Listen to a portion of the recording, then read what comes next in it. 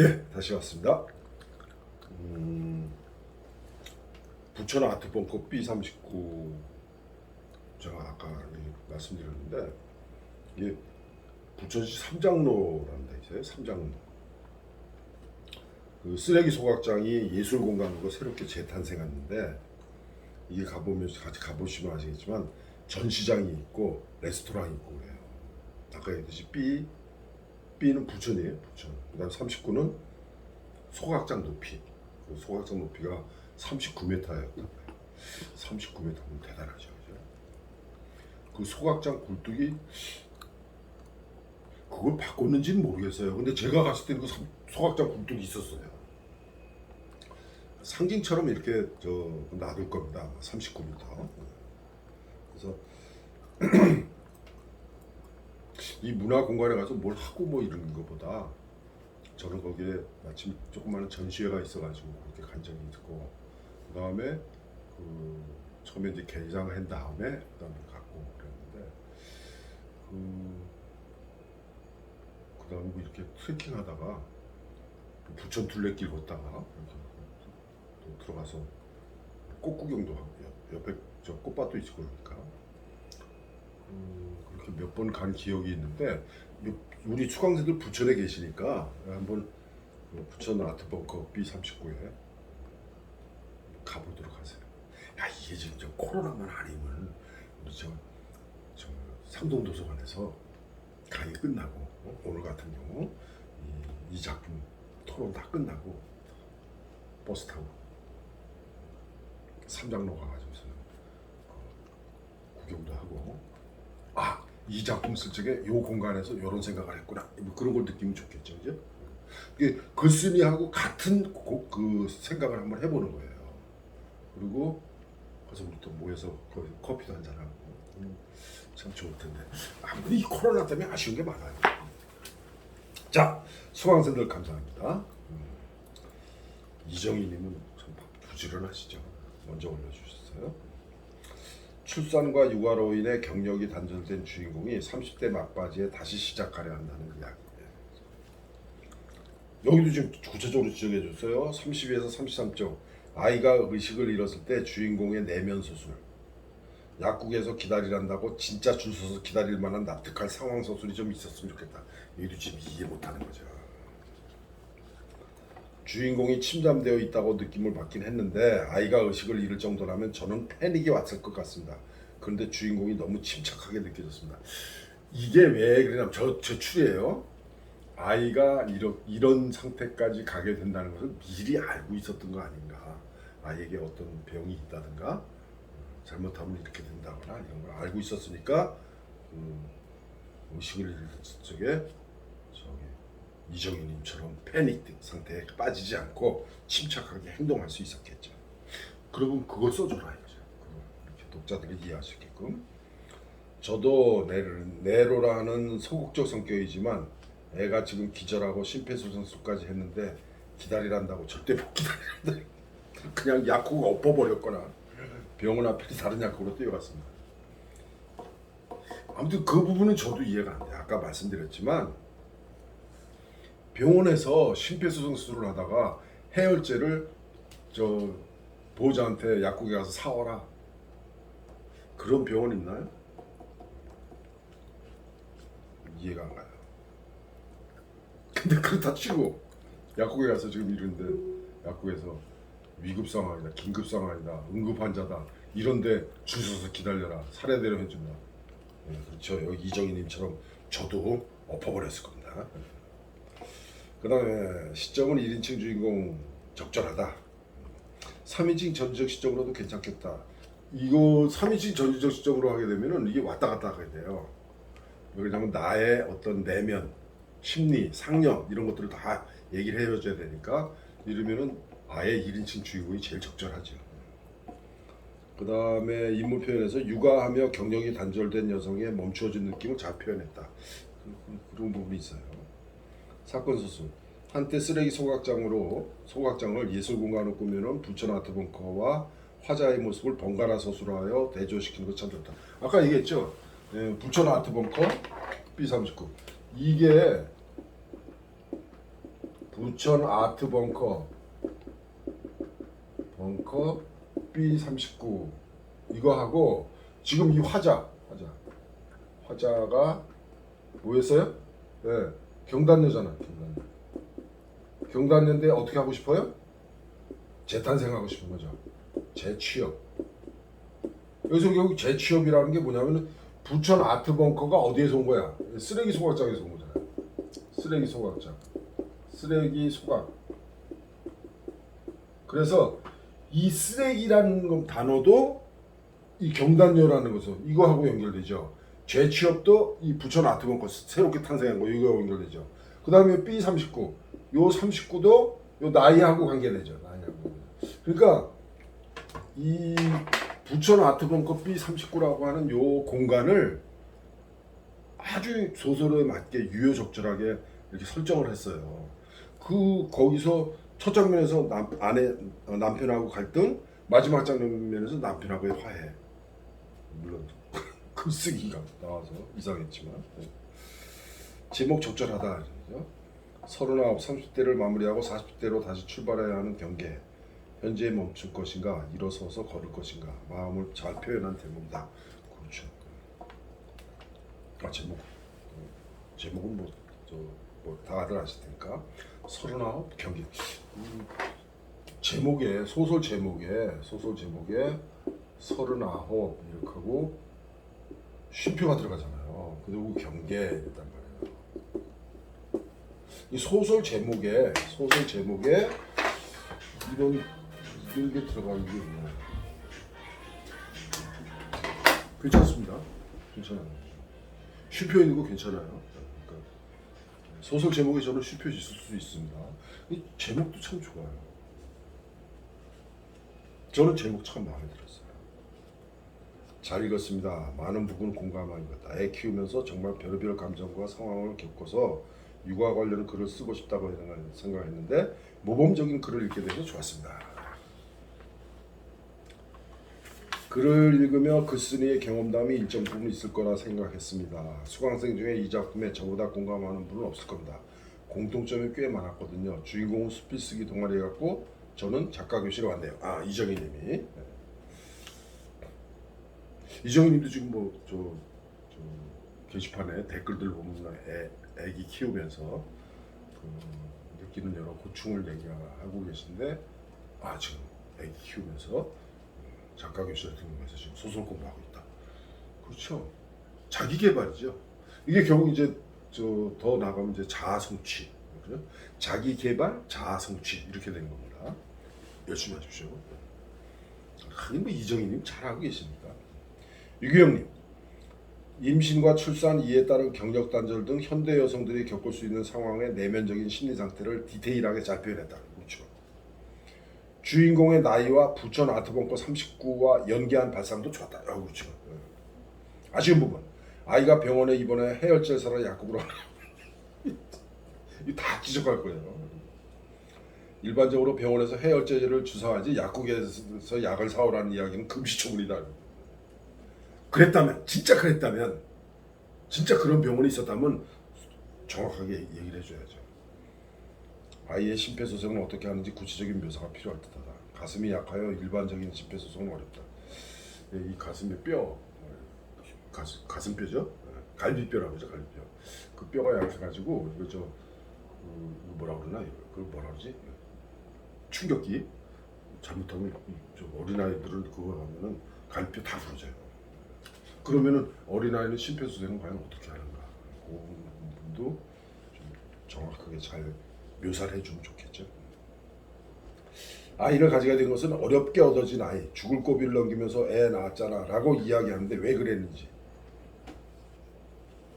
여기서 죽을 고비를 넘기면서 애 낳았잖아 이 부분에서 나는 이 아이가 좀 이렇게 지병이 있거나 아니면 좀 건강이 허약한 체질이거나 그래서 아까 이정희님이 얘기한 것처럼 지적한 것처럼 아이가 이렇게 의식불명이 됐을 때 패닉이 됐다.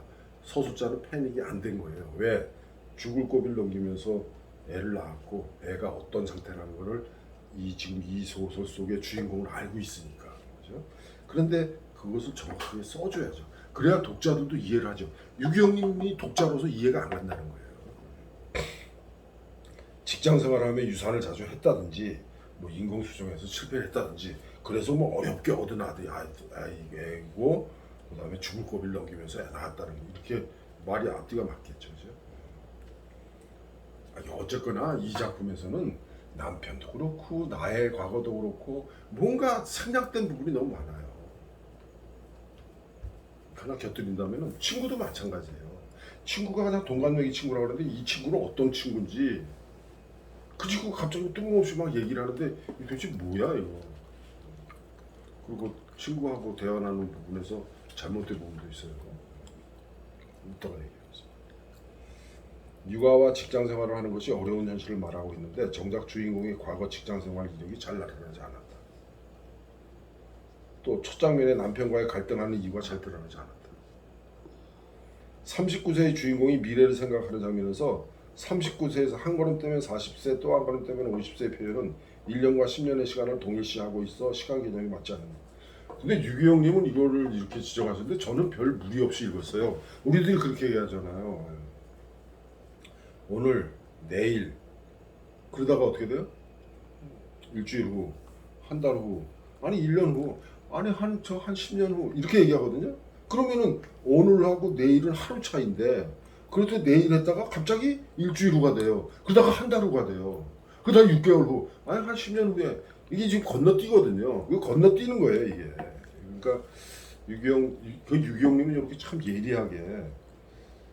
예리하다, 혹은 예민하게, 자세하게, 구체적인까지 이렇게 지적을 해주시는데 모르겠어요. 저는 무디어서 그런지 무난하게 그냥 넘어갔거든요. 그러니까 이런 지적도 한다는 거 기억하세요. 정수현님, 아까 얘기했죠. 정수현님 오랜만입니다. 정수현님 이제 자주 올리세요. 주인공의 의식의 흐름과 서사로 이루어져 있는 소설입니다. 네, 이런 거를 이제 의식의 흐름이라고 표현해도 됩니다. 그런데 그냥 의식의 흐름보다는 주인공의 상념, 주인공의 내면 세계 이렇게 얘기하는 게 낫겠죠. 그 다음에 보다 나은 소설이 되기 위해서는 주인공의 의식의 흐름 위주로 되어 있는데 조금 더 스토리가 있어. 그렇죠. 아주 뭐 이거 별거 아닌 지적 같은데 정수현님의 이 말이 정확한 지적이에요. 스토리가 좀 더 있었으면 좋겠다. 왜 그래요? 아까 이제 다 지워버렸네. 결혼하고 임신하고 출산하고 육아하고 보육하고 그 다음에 재취업 문제인데 이 과정 속에서 무엇을 어떻게 결혼했는지 남편이 원하는 건 뭔지 어떤 회사에 다니다가 회사를 그만두고 아이를 출산하게 됐는지가 안 나오잖아요. 그리고 뭐 친구는 뭐 재취업해가지고 재취업의 어려움을 얘기하면서 또 뭐 이런저런 자격증 뭐 같이 나오고 뜬금없이 그 얘기가 나와요. 그럼 그것도 좀 구체적으로 써주는 게 낫죠. 그래서 이거 아주 중요합니다. 조금 더 스토리가 있었으면 좋겠다. 주의하세요. 이를테면 남편과의 사이는 왜 이런지, 남편이 아이가 아파도 관심이 없는 남편같이 느껴지는데 그 이유가 무엇인지. 이거 회사야, 애 아파서 지금 병원에 가는데 전화했더니 야, 지금 알잖아. 알긴 뭘 알아. 그런 남편이죠. 그러니까 이 주인공 나도 그냥 포기해버리는 거예요. 시점은 1인칭 주인공 시점이 적정하다. 인물 표현이 부족하다. 조금 더 자세히 표현했으면, 여기서 말하는 자세히 표현했으면 좋겠다는 것은 뭐냐면 결국 과거 이력이에요. 그 사람의 성격이 뭔지, 하는 일이 뭔지. 특히 남편에 대한 표현이 부족하다. 여기서 남편에 대한 표현보다는 요즘 인물 표현 그랬는데 인물 설명이죠. 아니면 인물 묘사예요. 인물을 묘사한 거, 인물에 대한 서술, 인물을 설명한 게 없는 거예요. 거의 빠져 있으니까. 그래서 제목은 여기서 지금 부적절하다고 봤어요. 나이가 관건이 아니라 경력 단절려서 엄마에 더 중점이 맞춰져 있다. 그러므로 나이 제목은 어울리지 않는다. 이분은 지금 그렇게 파악한 거예요. 정수영님은. 그다음에 아이 키우는 엄마의 마음을 잘 표현했다. 학교 나오고 직장 다니며 한 인간으로 자유롭게 살다가 엄마라는 이름으로 살기 시작하면 자유가 없어진다. 분명 나인데 나가 아닌 누구 엄마로 불리는 삶. 잘해봐야 본전이고 못하면 맘충이라는 오명까지 뒤집어 쓰는 삶. 작가는 엄마인 여성의 마음을 잘 표현했다. 다만 좀 더 스토리가 있으면 좋겠다. 지금 이 정수현님은 이거 100% 공감하시는 거야. 그런데 좀 스토리가 더 있었으면 좋겠다. 지금 수강생들 감상 보면 대부분 그런 지적이에요. 다음 황선홍님. 결혼, 아이 출산, 육아, 전업주부, 경력단절의 과정을 겪으면서 느끼는 것을 이해하고 있어 소설이라고 한다. 그 플롯하고 관련지어서 소설의 정의를 얘기하는 쪽에 우리가 소설 그러면 뭔가 무슨 특이한 갈등이 있고 막 이렇게 뭐 그런 갈등 다음에 그게 갈등이 해소되고 뭐 그다음에 아니면 그 갈등 때문에 절정을 이뤘다 그 클라이막스죠. 그러다가 그 갈등이 해소되면서 뭐 대부분 그런 걸 생각을 해요. 소설에는 꼭 그런 게 있어야 되는 줄 알아요. 근데 그런 거 없어도 돼요. 그 소소한 일상도 소설이 됩니다. 이것도 그렇잖아요. 여기 무슨 뭐 절정 그런 거 있어요? 여기에? 없잖아요. 그러니까 이 39 경계라고 하는 이 작품에도 절정? 없어요 그런 거. 발단 전개 절정 이거 없어요 그런 거. 근데도 이게 소설이라고 얘기할 수가 있어요. 왜? 경력 단절녀의 어떤 문제의식, 사회적인 문제 제시해 주는 거예요. 독자들한테 이거 한번 생각해 보자 이런 얘기예요. 그럼 충분합니다. 그다음에 황성훈님 보다 나은 소설이 되기 위해서 남편이나 아이에 대해서 이야기를 하지만 사건이 뭔지는 정확하게 모르겠다. 아이가 아팠다는 이야기 읽어보면 아이가 열이 나면 큰일 나는 이유가 있을 것 같지만 이야기하지 않아. 그런 얘기 없어요. 남편에 대해서는 유리벽 한 공간에 함께 살지만 마치 남처럼 말할 때가 있다고 하는데 그런 사건이 있었으면 좋겠어요. 문장이 흔히 말하면 했다로 끝나지 않고 느낌, 거대한 내부로 끝났다. 감정이나 느낌이 효과적으로 전달되기는 하고 살짝 독백을 읽는 기분도 들었지만 너무 많다는 느낌이다. 이거 지금 저 뒤에 가면은 어머니나 박은주님인가? 박은주님도 이제 그런 지적을 하시는데, 박은주님도 박은주는 아니고 황선홍님이 지적합니다. 황선홍님이 지적한 이거는 이게 지금 저 5번 함께 생각할 문제 거기서 이 소설에는 단어로 끝나는 문장이 많습니다.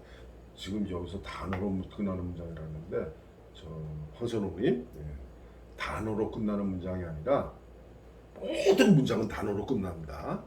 근데 여기서 뭐로 끝난다?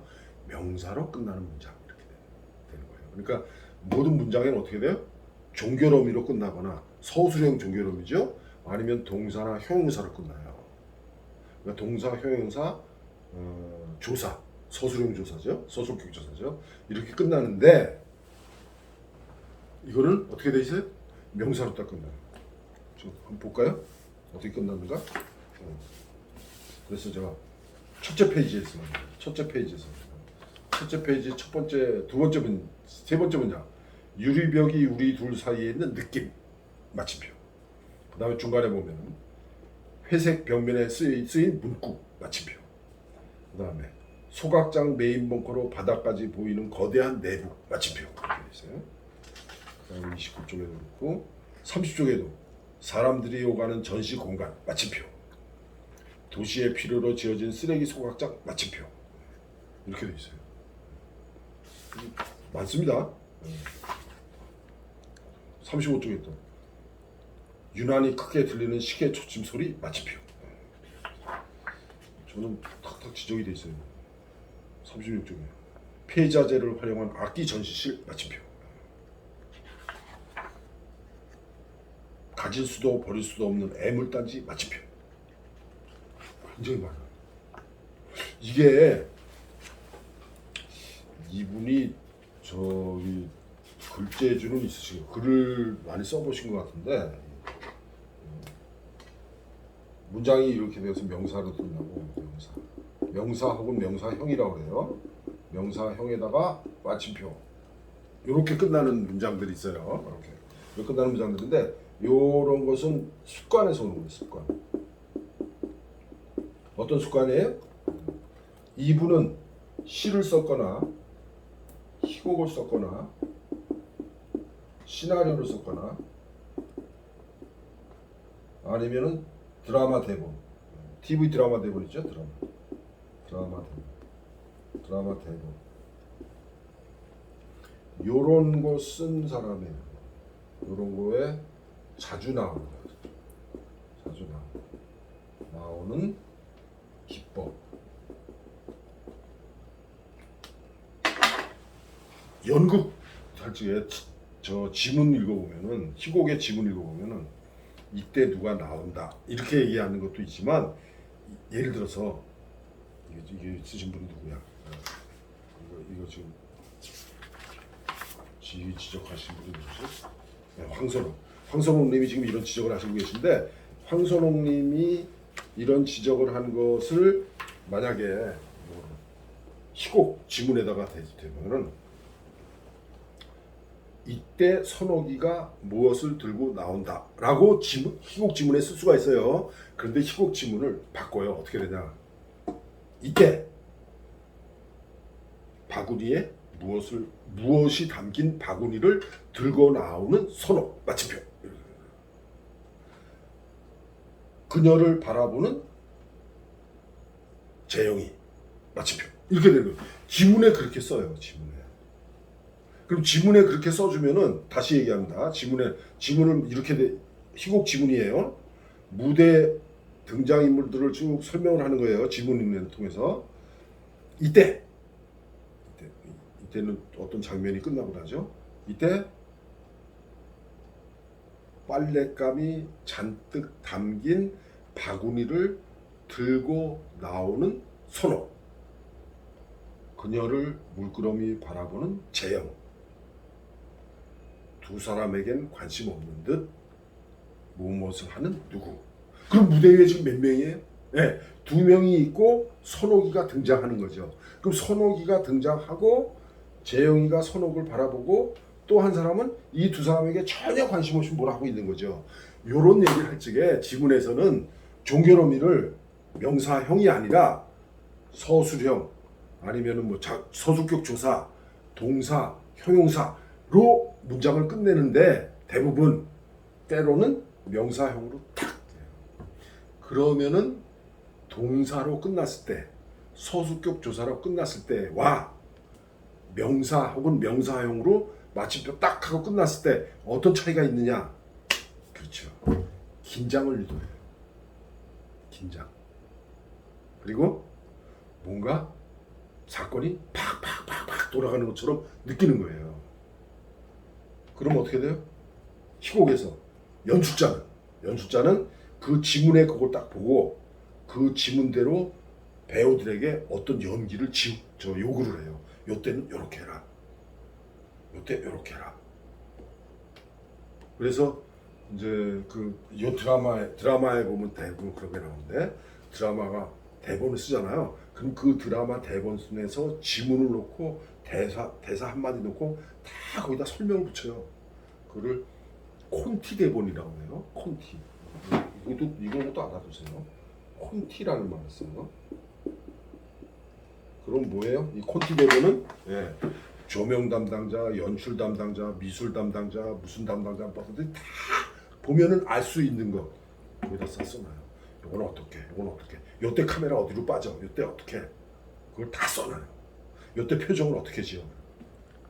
예를 들어서 드라마 대본이나 희곡, 시나리오의 대본에는 가로 열고 지문에 어떻게 되세요?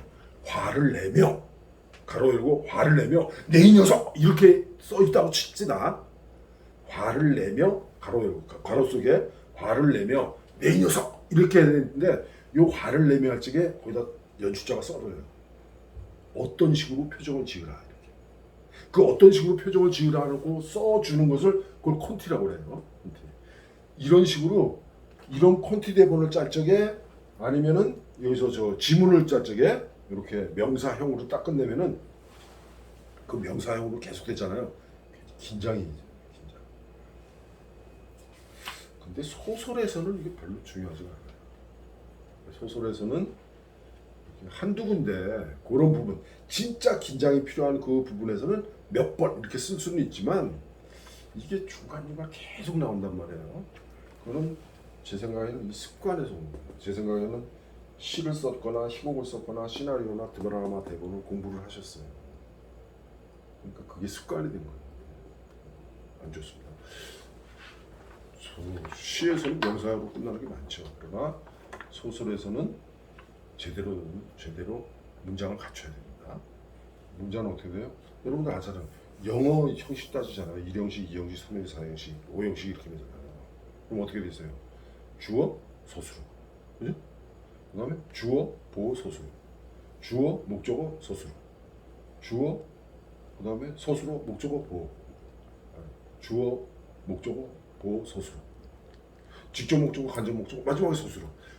반드시 마지막에 서술어. 이 서술은 어떻게 돼야 된다? 우리말에서 마지막에 서술은 어떻게 돼야 돼요? 예. 뭐뭐이다. 서술격 조사로 끝나거나 뭐뭐 한다. 뭐뭐 하다. 동사로 끝나거나 형용사로 끝나야 돼요. 근데 지금 여기 우리 황선홍님은 이 소설에는 단어로 끝나는 문장이 맞습니다. 그런데 모든 문장은 단어로 끝납니다. 이 단어라는 말을 잘못 쓰신 거예요. 황선홍님이 말하는 단어는 명사를 얘기하는 거예요. 명사 혹은 명사형. 이 소설에는 명사 혹은 명사형으로 끝나는 문장이 많습니다. 공감도 되고 전달하고자 하는 느낌이나 감정이 전해지는 것 같아서 좋았는데 너무 많이 나오니까 이게 뭐야 이렇게 된다. 이런 느낌 받을 수 있습니다. 그 다음 다시 위로 올라가서 1인칭 주인공 시점이고 그 아이 동갑내기 치고 낯선 사람이 등장하고 낯선 사람과 나눈 대화가 더 진심으로 이야기하는 것 같다. 화자가 느끼는 감정이나 심정은 이해되지만 사건을 구체적으로 보여주면 더 공감하지 않을까 싶다. 앞에 어느 분이 얘기했죠 이거?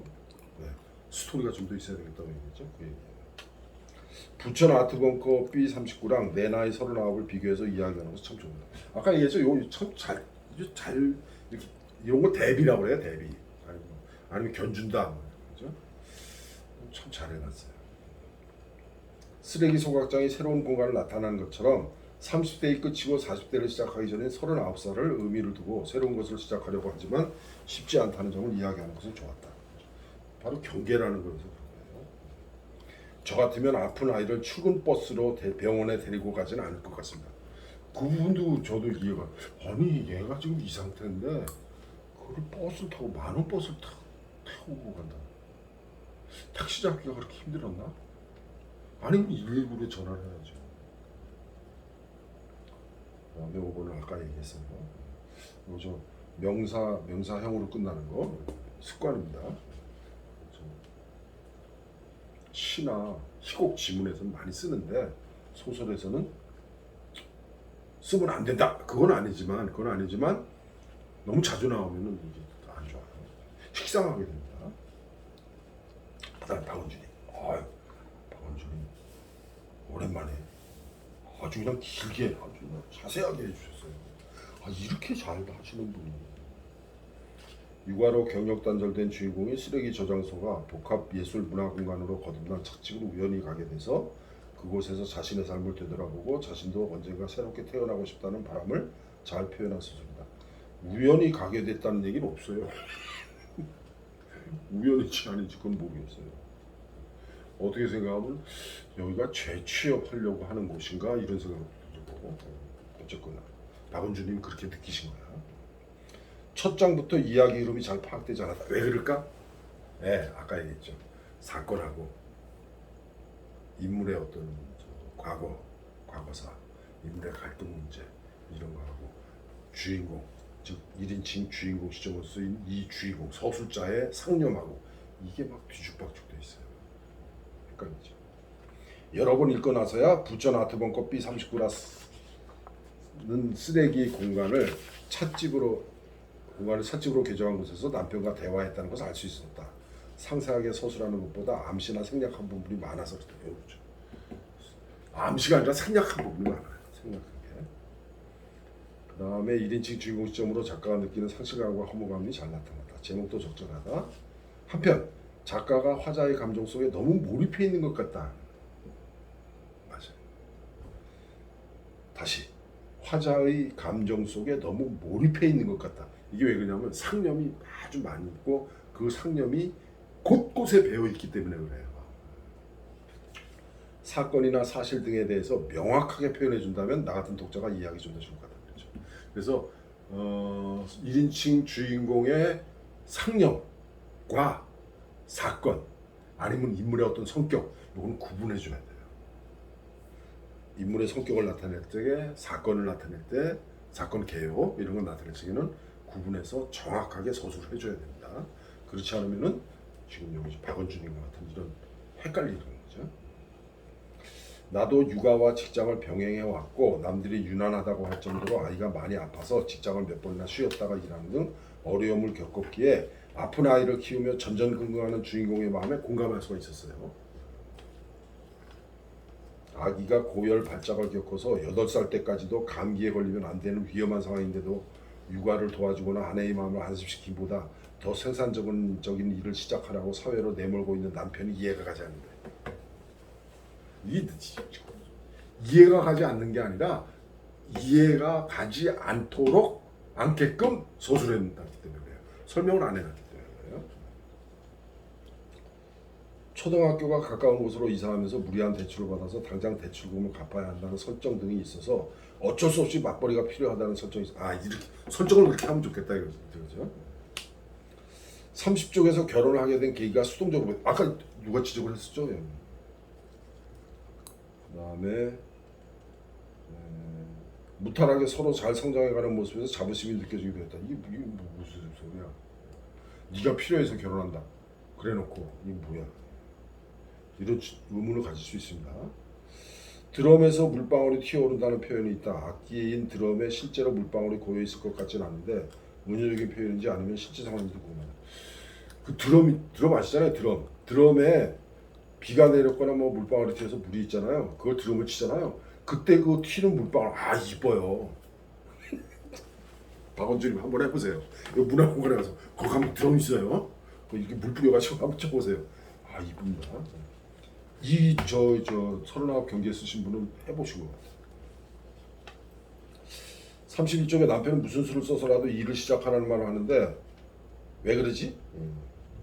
육아 하나만으로도 아내는 지치고 힘들었을 것 같아서 읽으면 화가 나기도 한다. 남편의 성격에 대한 서술이 있었으면 좋을 것 같다. 그가 원래 몰인정한 성격인 것 같긴 하다. 이게 왜 지금 박원준이 같은 이런 생각이 드냐 하면은 아까 얘기했듯이 남편의 직업이 현재 뭐다. 그리고 이 둘은 어떤 결혼을 했다. 그리고 결혼하면서 어떤 약속을 했다. 여자는 주인공은 과거에 어떤 일을 했다. 어떤 회사에 다니고 있었다. 그리고 결혼과 임신하면서 출산하면서 경력이 단절됐다. 그럼 지금 현재 경제 상황이 어떻다. 이런 게 전혀 없으니까. 그게 없으니까 뜬금없죠. 계속 취업하라 그러니까 남편이. 왜 이러지? 이렇게. 그다음에 아이가 밤새 열이 펄펄 끓고 아픈데도 왜 응급실에 갈 생각을 안 했는지 이해가 안 간다. 열이 내렸지만 아픈 아이를 출근버스에 태우고 병원 가는 설정도 불편하다. 의사가 위급 상황에 대처하는 서술문이 생생해서 마치 이 일을 실제로 겪은 사람이 쓴 글처럼 느껴졌다. 그렇죠? 해열제를 갖추지 않은 병원이 있을까 의심입니다. 약을 기다리는 급 상황에서 남편에게 집에 오라는 전화보다는 해열제를 백방으로 구할 방법만이 머릿속에 있지 않을까. 그렇죠?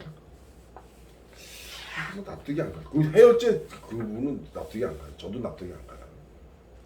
36쪽 10걸음도 안 되는 인생이라는 악보에 단 한마디를 차지하는 육아라는 표현이 기발해서 좋아요. 그렇죠? 사실 10걸음이라는 인생에 보면 한마디도 안 돼요. 육아는 10년도 안 걸리잖아요. 그 다음에 30쪽 육아로 인해 자신의 삶이 애물단지로 전락했던 표현이 나오는데 저런 마음들 대부분이 이렇게 생각하나 고민했다. 나는 한 번도 온전한 저런 마음은 아니었기에 그러시다. 근데 대부분 그런 생각들을 해요.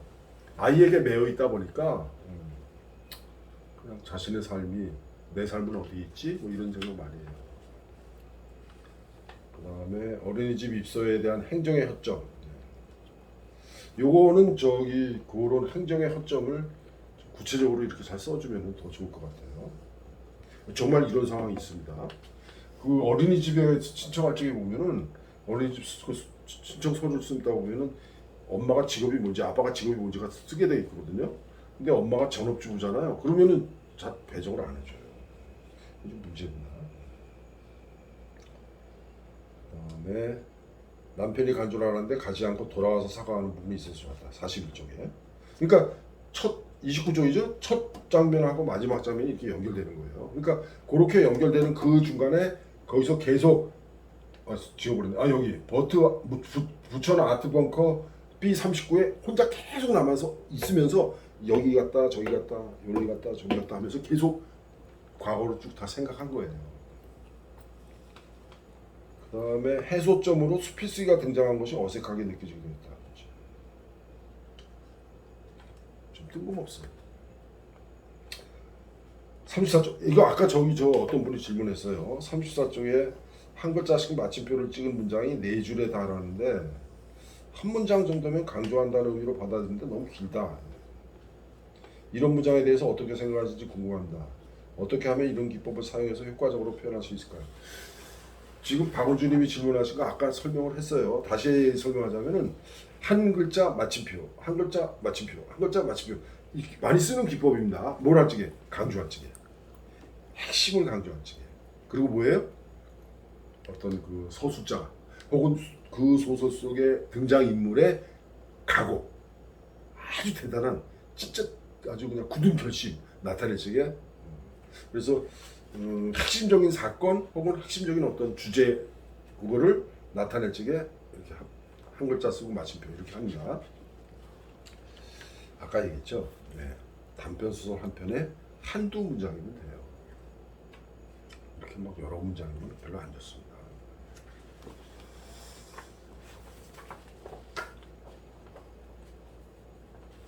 지금 첫째 그 29쪽에서부터 남편과의 갈등, 내적 갈등 이게 쭉 나오죠. 밑에 보면 이런 말이라 다시 일을 시작하긴 해야 하는데 어디서부터 무엇을 해야 할까?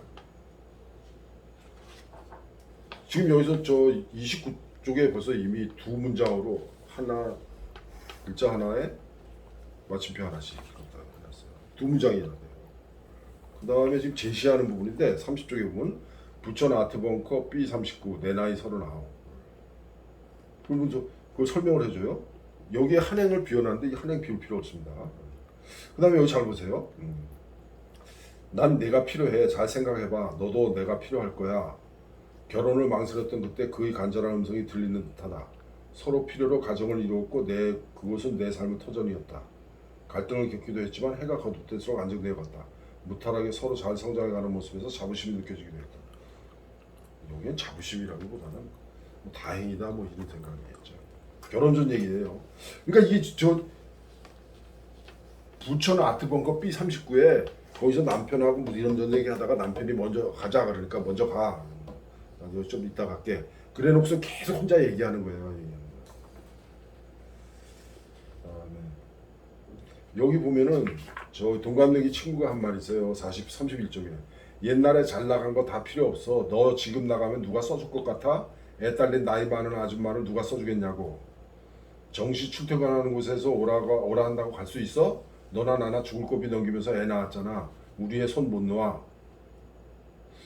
이게 누가 한 말일까? 남편이 한 말일까? 동갑내기 친구가 한 말일까? 그런데 대화를 둘로 나눠놨어요. 그럼 두 사람이 아니라 한 사람의 대화인데 이렇게 둘로 나눠놓을 필요가 없죠. 한 사람의 대화는 한 사람이면 충분해. 만약에 아줌마를 누가 써주겠냐고 다음에 내가 다운표에 우선은 말없음 표를 해줘요. 좋죠. 그러면은 이게 좀 두 사람 대화가 되는 거죠. 그렇게 구분하시면 됩니다.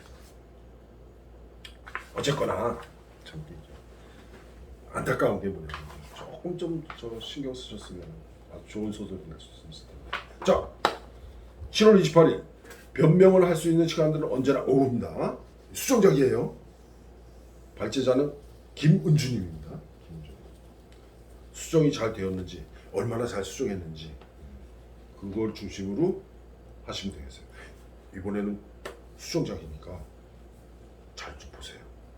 초고 읽고 요거 읽고 수정이 어떻게 되는가. 이 수정이 잘 되는가? 이거 수정 잘못했다. 이렇게 되겠죠? 그렇게 감상을 써주시면 되겠습니다. 발제자 김은주님입니다. 김은주님. 사실은 이 초고를 발제한 사람을 지적하려고 그랬더니 나가버리고 없어 안 계셔. 그래서 김은주님한테 시켰습니다.